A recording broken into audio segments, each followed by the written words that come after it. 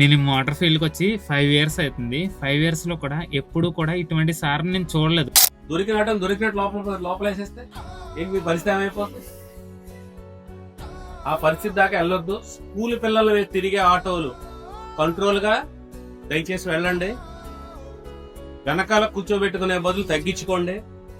Luggage స్థానంలో లగేజే పెట్టండి, బ్యాగులు పెట్టండి, లేదంటే క్లోజ్ చేసేయండి. ఎవరో చూడడం లేదు కదా, మన జోలికి ఎవరో రారు కదా అని మాత్రం దయచేసి అనుకోవద్దు.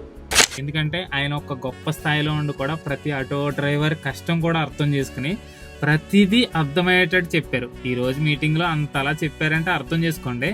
మిమ్మల్ని నమ్ముకొని మీ ఇంట్లో అమ్మ అవ్వచ్చు, నాన్న అవ్వచ్చు, అక్క అవ్వచ్చు, చెల్లి అవ్వచ్చు, తమ్ముడు అవ్వచ్చు, మీ భార్య అవ్వచ్చు, మీ పిల్లలు అవ్వచ్చు, నమ్ముకొని ఇంటి దగ్గర ఎదురు చూస్తున్నారని ప్రతి క్షణం మీరు ఆలోచించండి. ఎవరితోని పోటీ పడాలని ఆలోచన పెట్టుకోకండి. జాగ్రత్తగా తోలుకోండి, స్లోగా వెళ్ళండి, బాధ్యతగా ఉండండి.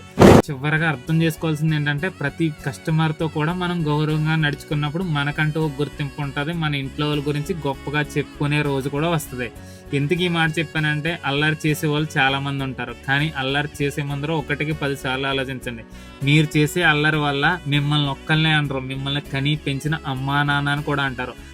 అలాంటి పరిస్థితి ఎప్పుడూ తేకండి. కష్టపడి పని చేసుకోండి. ఇంట్లో అమ్మా నాన్నని, భార్య పిల్లని బాగా చూసుకోండి.